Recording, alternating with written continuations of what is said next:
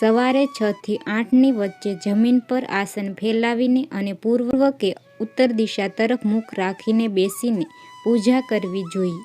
પૂજાનું આસન જટ અથવા કુશનું બનેલું હોય તો શ્રેષ્ઠ છે. 2. આરતી, દીવો, પૂજા અગ્નિ જેવા પવિત્રતાના પ્રતીકોને મોં વડે ફૂંકીને બુઝાવશો નહીં. 3. સવારે થોડો સમય ઘરમાં ભજન અવશ્ય ગાવો. 4. પથારી પર બેસીને ક્યારેય ખોરાક ન ખાવો. ખરાબ સપના આવે છે. 5.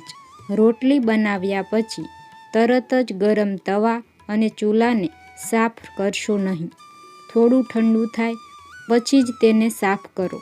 6. ઘરમાં ક્યારેય સાવરણી ઊભી ન રાખો. તેના પર પગ ન મૂકો કે તેના ઉપરથી ચાલવું પણ નહીં. નહીં તો ઘરમાં આશીર્વાદનો અભાવ રહે છે. સાવરણી હંમેશા છુપાવીને રાખો. 7. પગરખાં અને ચંપલને આમ તેમ કે ઊંધા ચિત્તા વેરવિખેર ન રાખવા જોઈએ. તેનાથી ઘરમાં અશાંતિ આવે છે. 8. ગાય માટે પહેલી રોટલી કાઢો. તેનાથી દેવતાઓ પણ પ્રસન્ન થાય છે અને પિતૃઓને પણ શાંતિ મળે છે.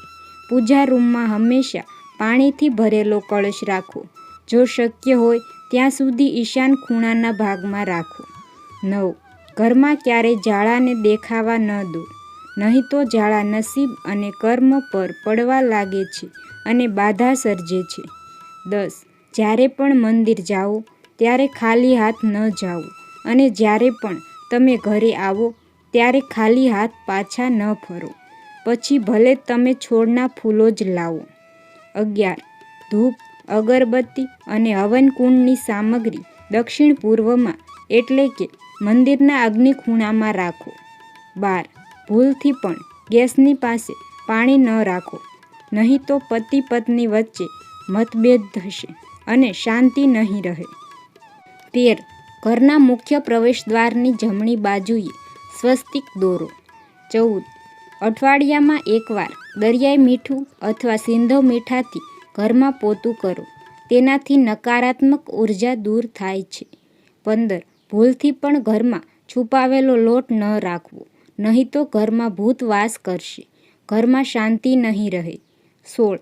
મંગળવારે લગાડો તો ફટકડી, લીંબુનો રસ, મીઠું, લીમડો સામેલ કરવો જોઈએ. પાંદડાનો રસ થોડો જરૂર મિક્સ કરીને લગાડવો. તેનાથી નકારાત્મક ઉર્જા દૂર થાય છે અને વાસ્તુ દોષ ઉત્પન્ન નથી થતા. જો તમને આ માહિતી પસંદ આવી હોય તો વિડીયોને લાઈક, શેર અને સબસ્ક્રાઈબ જરૂર કરજો.